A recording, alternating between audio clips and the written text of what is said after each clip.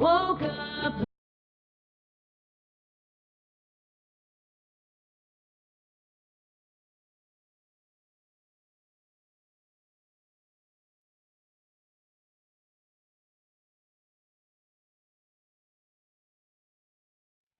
WGSN-DB Going Solo Network welcomes you to award-nominated relationship internet radio talk show, Going Solo with Cece.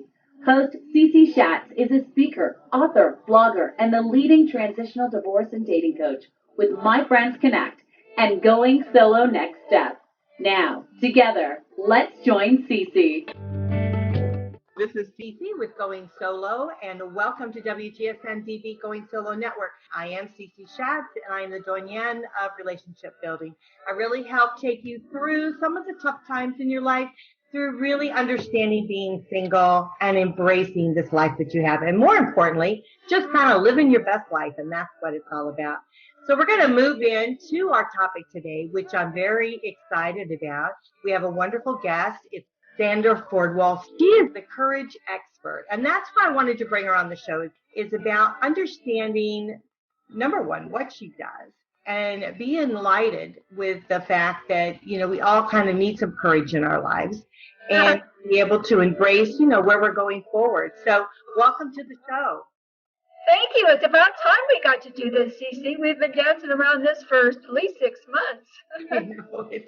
I know. And I think, you've been on Going Solo before, though, I think. No. Oh, this is the first time. Oh. So we'll have to have you come back and back again. So Thank you. I would like that. So tell me a little bit about how did you get into being the courage expert? Well, how about a relationship? Well, I was engaged. I mean, I always tell people, oh, this is such an exciting, scintillating story.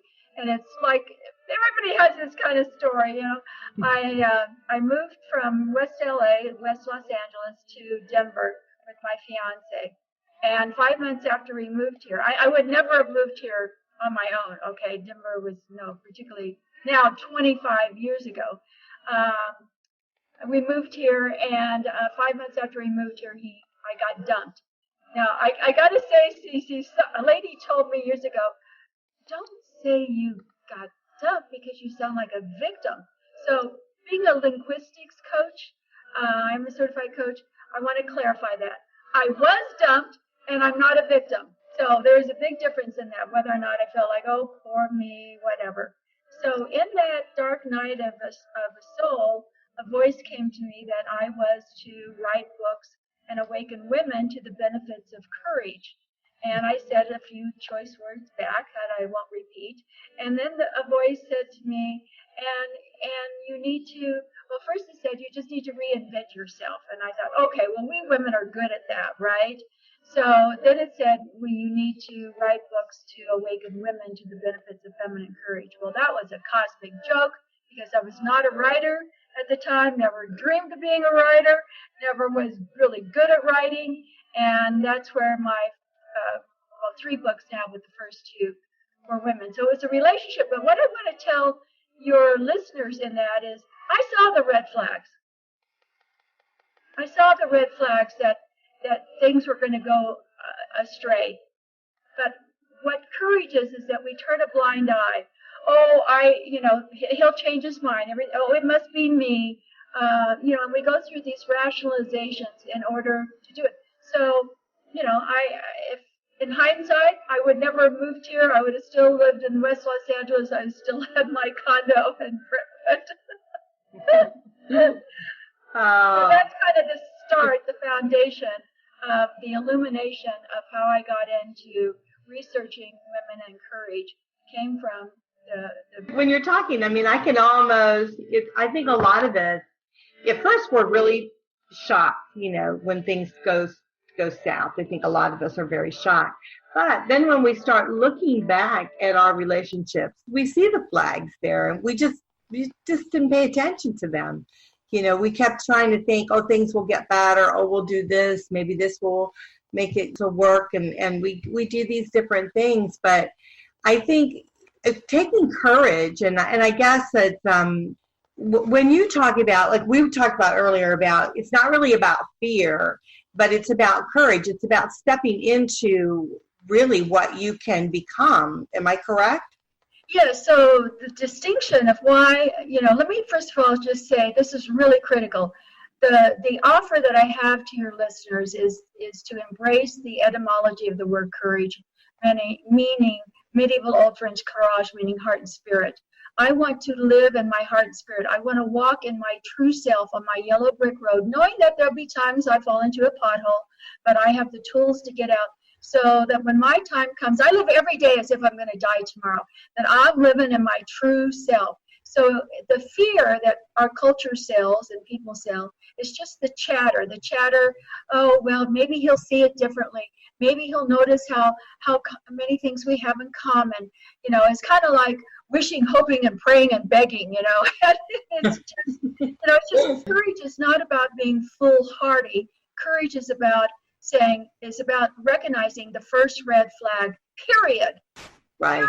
Yeah. And knowing like, hey, buddy, no, this is not going to work. I'm not taking this. I'm dealing with this in a relationship right now. So, yeah. Yeah, no, I totally get that. I for me, what happened was that I actually sat down with my ex and said, listen, this has got to change, because I got to the point where I started to say to myself, I've got to have better in my life. This is not the kind of life I want to live. I don't want to be treated like this. I want to feel differently. And so I had to start taking ownership of my life back. And when the last straw was when he was going to the airport and he insulted me, and after I had done everything to prepare for his trip, and then I started, and I just thought, that's it. That is totally it.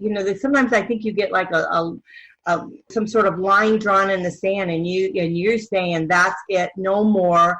I have to, if I don't stand up for myself, if I don't create a path for myself, who in the heck is gonna, Well, what you did is you declared your courage, and a declaration is a very, very powerful word.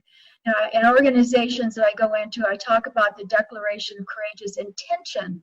And so you finally declared, but the thing is, Cece, how long did it take you to finally say, that's it, I've had it, how long did it take you? When shoulda, coulda, woulda, shoulda done it?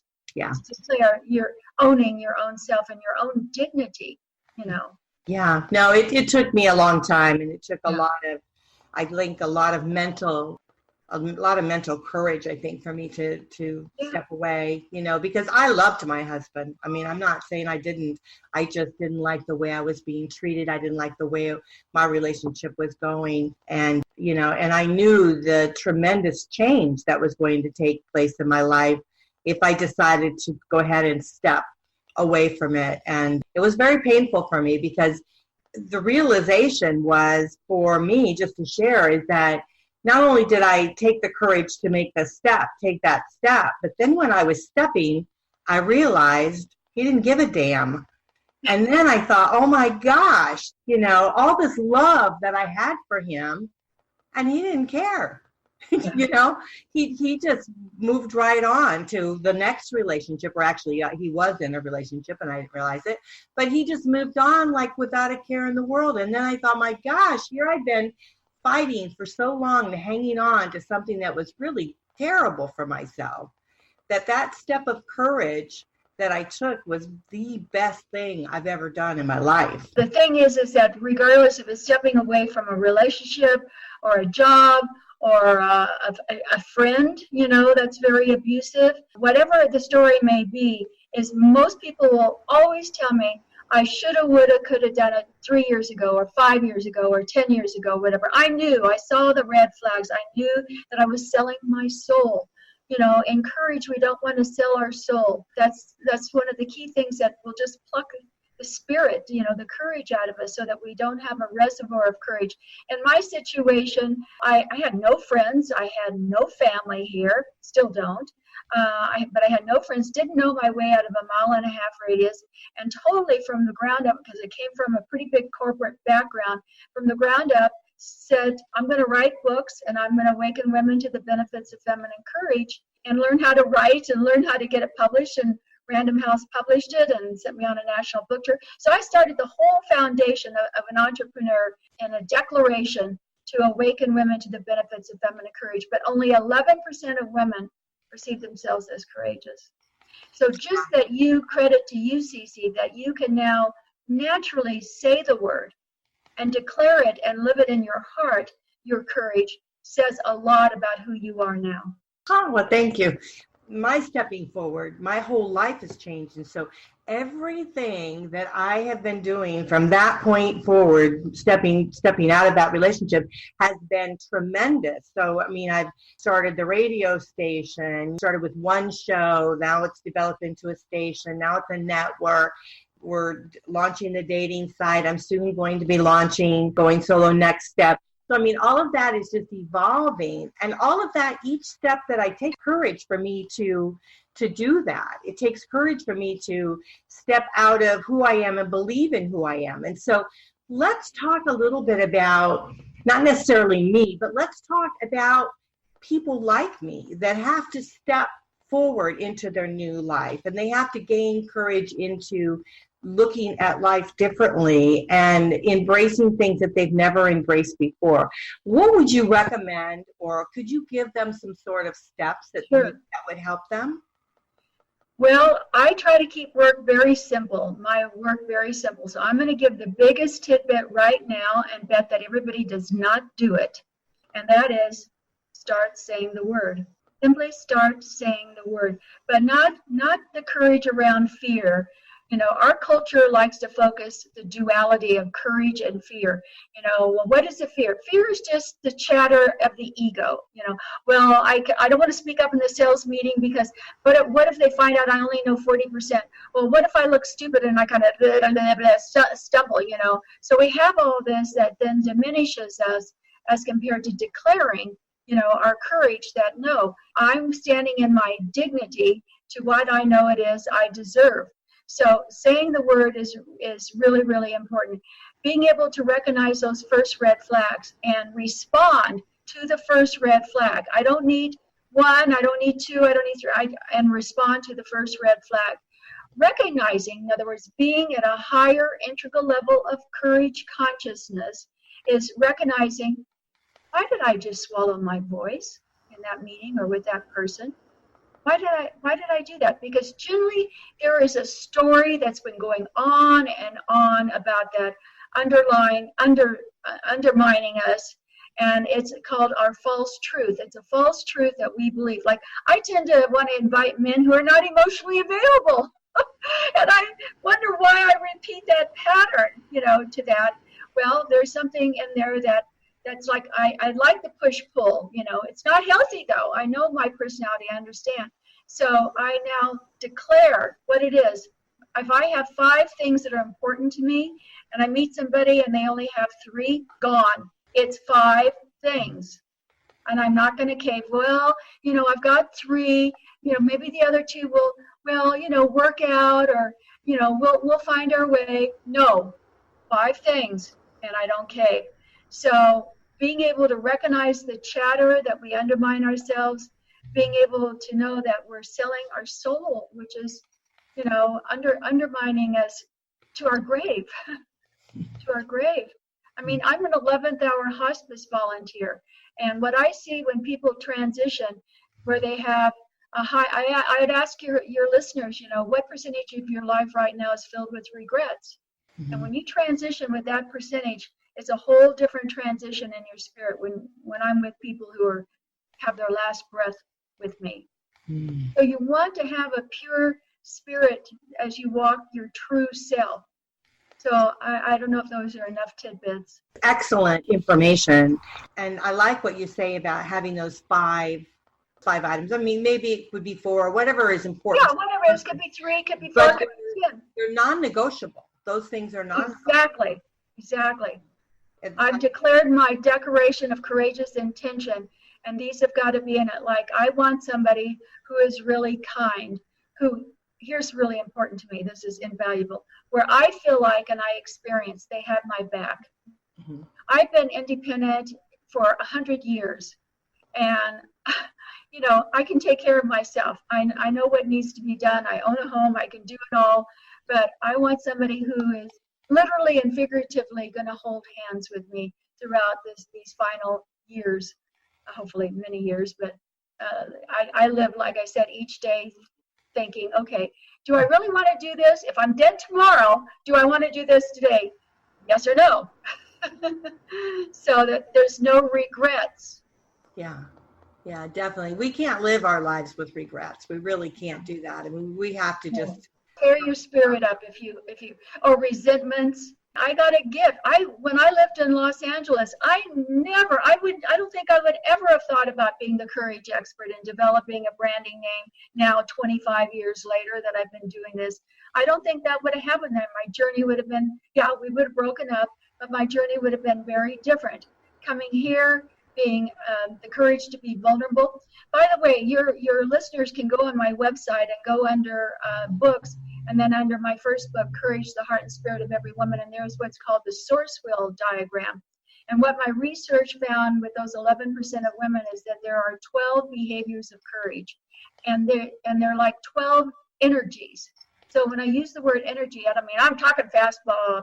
No, I mean the word energy as in the word virtue in Latin is virs, V-I-R-S, meaning energy. So they all have their own equal energy. It's kind of like if you picture an umbrella with the spokes. If there were 12 spokes, they're each one of those are part of the 12 spokes. So I know, okay, Sandra, you need to muster your courage to be vulnerable and say blah, blah, blah. That takes a lot of courage for me. And then, okay, Sandra, this is where you need to have your courage to speak your convictions and values.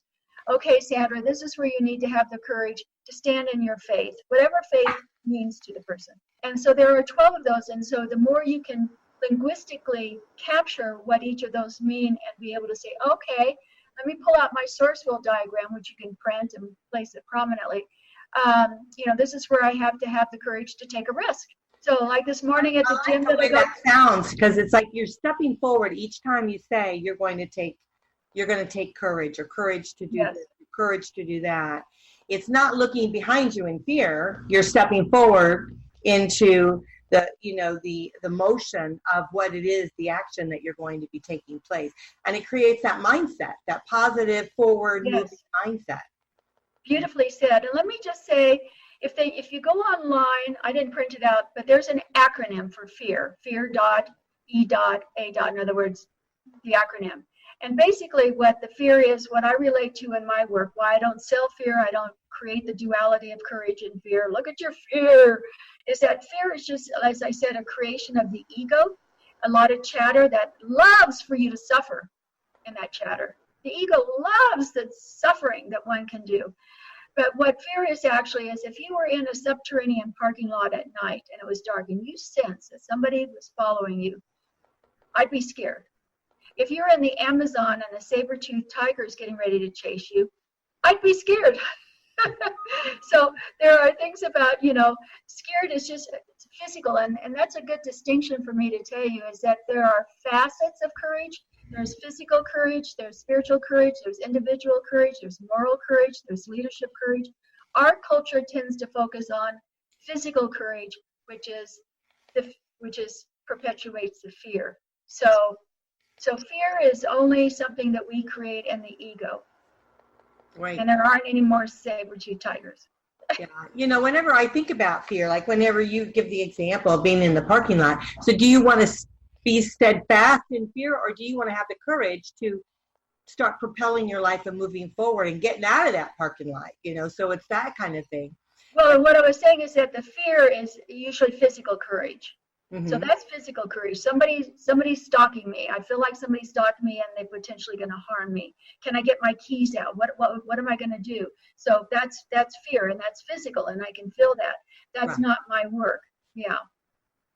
So I just wanted to create a distinction of heart and spirit, courage coming from my heart and spirit, and a reservoir of courage. I always try to keep my reservoir of courage on full because then I'm more centered and focused on standing in it. Just this morning I had a situation. That's very good. I mean, I really like what you say, and I know your website. Now, you tell us the direction of your website again. So most people don't get my name right. Like 90%, I finally let go. Even me, I got it wrong. I know. That's okay. I'm used to it. I used to really? It's such a simple name. So it's just Sandra Walston, WALSTON.com. There's a lot of information there, and I just think it's really a great way of looking at your life, a great way of determining what steps you need to do in order to make your life, moving in the direction that you want it to be moved to, where you want to go. We have to think about that. We have to think about, what kind of life we want to live, and then start creating the life that we want to live, right? Yes. I mean, it's so many of us, one of my yoga teachers said, that the new mantra is, I'm so busy. So I always tell people, do you have time? I want to tell you how busy I am. Well, everybody is busy. So part of courage is being mindful, taking time in being courage-centered, and taking time to reflect. I'm making this up, but I've got this friend who's very toxic and just zaps me and always zapping me. Why do I want to stay friends? Why can't I say, this friendship is over. I'm unwilling to be around you anymore. Now, a lot of it is what I have found in my 25 years of research, more in the last 10 years, is that most people don't really have the linguistic skills in which to stand in their dignity. And that goes with people who are highly educated with credentials longer than my arm, blah, blah, blah. But we don't really have the language, and they can Google, or I think it's on my website too, an article called The Language of Courage. I realized that, and for me, I had someone in my life that was very toxic, and I kept saying to myself, why am I putting up with this? This person is very highly educated, very, she just, and I kept thinking, why am I doing this? Why am I allowing this to happen? And so then I had to step back and really look at myself to ask myself, why am I allowing this to happen to me? This is just not the way it should be. And the way you choose, it's not the way you choose it to be. Because we always forget that we have a choice, that really we are standing in a church and choice every time. Courage consciousness is about courage choice. That's why I say, you didn't respond to courage is about just saying the word. I mean, you beautifully now flow in your natural flow of conversation about courage. I mean, and so then if we are at the grocery store and we're going, why did that person, just whatever, what is the courage, the dignity that I need to stand in? Now, what I research, a higher integral level of courage consciousness is, quote, where courage meets grace. So the communication style is, but with grace. So for example, if I don't know something, there's so much I don't know, I'll say, I'll use courage language. And confessing is a cousin to courage, along with candor, some other ones, contentment. So I will say, Cece, I need to confess to you, I don't know anything about this topic. Would you please enlighten me with what that is? Or if someone was sitting at I'll use a sales meeting example, and they wanted to share something, but that chatter of that fear, like, well, you're going to look stupid, they're going to make fun of you, and then they'll look at you like, huh? So then what I say and what I encourage people to say is I'll role play in this.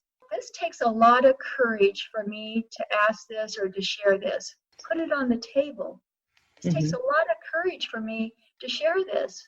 There's certain things that I would say that is in my first book that took a lot of courage for me to be vulnerable. So what happens is that the people at the table or your spouse or whatever just kind of like perk up in a different kind of listening, like, wow, this is a big deal for her. She's mustering her courage. So a different kind of listening shows up. You're so right. And I think too that when you do it like that, when you have that approach, then not only do they listen, but I think they also start digging deep within themselves, because there could be issues of whatever it is that you're sharing that they've kind of held within themselves. Sometimes they just have to face things, and we have to learn. And we learn from other people. And That's really a great way to do it. It takes a lot of courage to do. Just being on the show here today, just talking about your own personal life. It takes courage, most certainly, to do that. Yes, because I have enormous passion to want to wake every woman up to why these benefits of courage are so important in their life, to live their life, because we've undersold ourselves for decades, for eons, and one of the big things that keeps us at only 11% of women, or keeps us at, in my assessment, at 78 cents per dollar, is women's inhumanity to woman. We need to stop mistreating each other. We need to spend words of encouragement, taking time to support each other. Like you've always continued to reach out as your business was evolving and how we were going to do this. I really appreciated that. It wasn't a fly-by-night kind of thing. So taking time to encourage, rather than discourage. Sometimes I'll say to somebody, and I always really mean it, my gosh, your eyes are so beautiful. And it's like they haven't had a compliment in 100 years, Yeah. So, woman's inhumanity to woman will keep us at 78 cents. When I moved here and I started doing some training, we were at 73 cents. So let's just say that was 1996. Now we're at 2019 and we're at 78 cents, maybe 80. Mm-hmm. My gosh, I believe that there is nothing like the collective feminine energy of courage. And if we bonded together, we would leapfrog to parity. True. That's very true. And what does why are we not doing that? I mean, we certainly need to help one another, and I don't know. I just think we're stronger when we do that. I mean, I think there's nothing like the collective feminine energy of courage. Why don't we do that?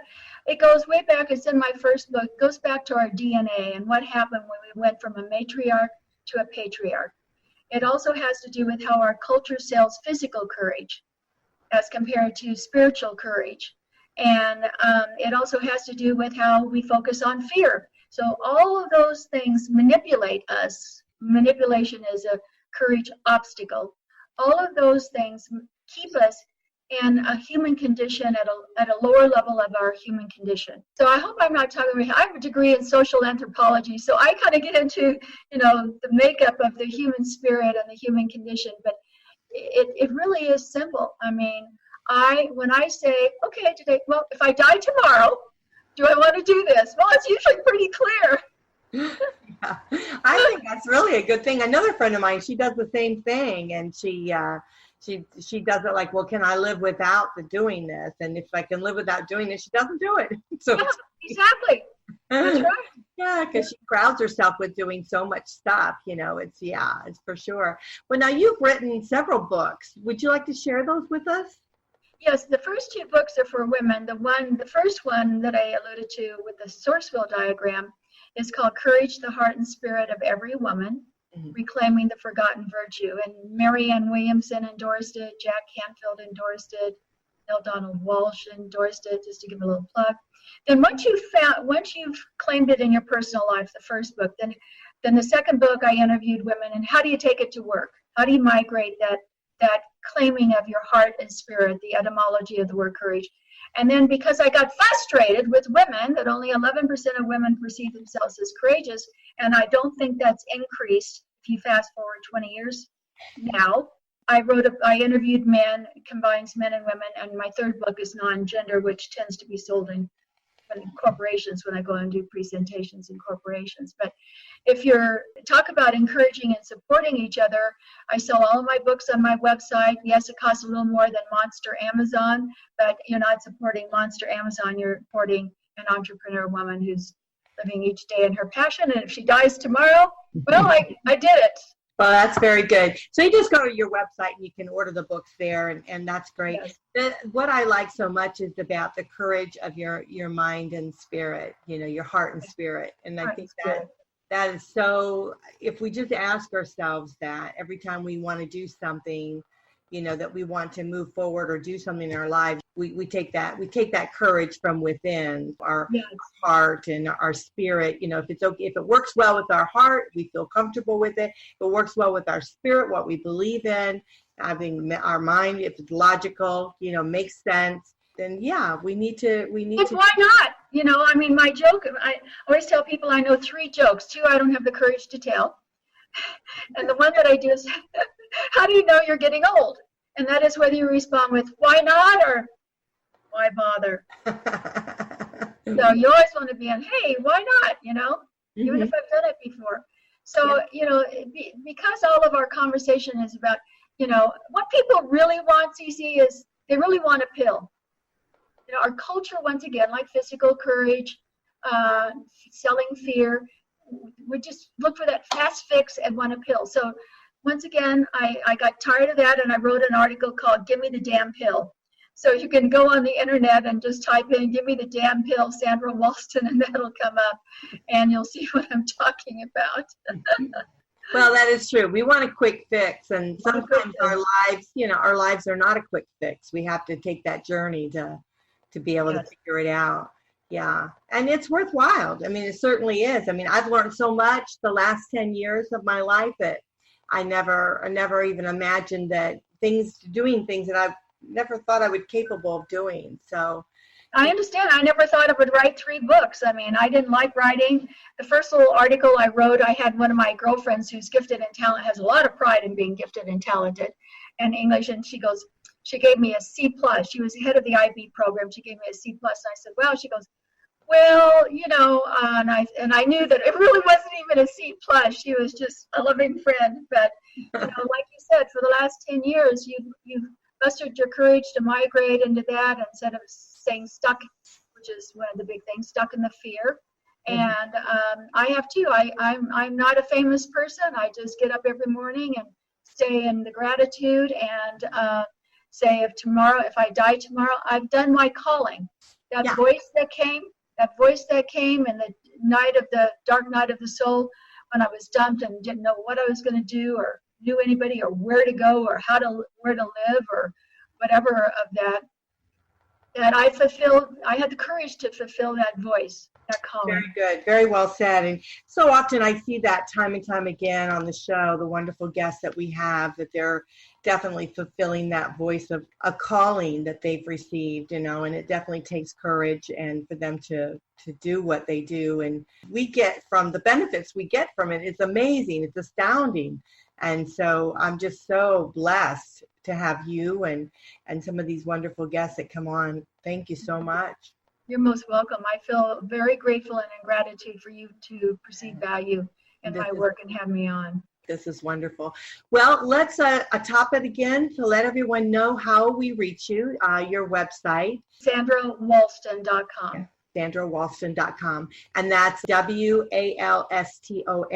So those of you out there that want to get the correct spelling, it's SandraWalston.com. All of your information's on there. Your books are on there. They can connect with you if they need to do. Now, you do some personal coaching. Am I correct? Yes. So I'm an international speaker, so I do keynotes.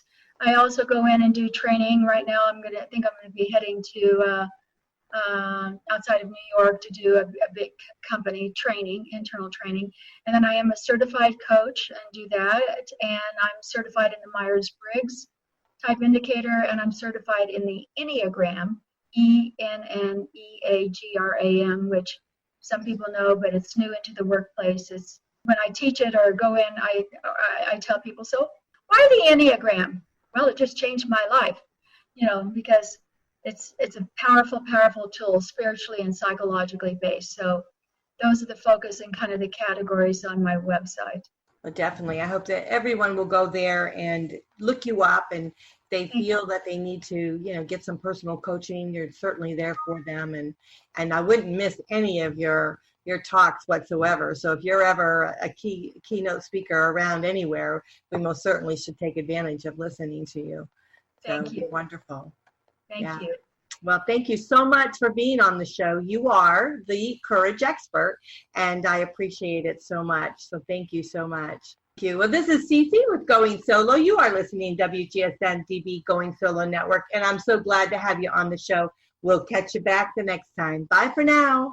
You're listening to WGSN-DB, Going Solo Network, Singles Talk Radio channel, where we take a lighthearted and candid approach to discussions on the journey of relationship loss, divorce, parenting, being single, relationships building, dating, and yes, sex. Join our listeners and begin living your best life.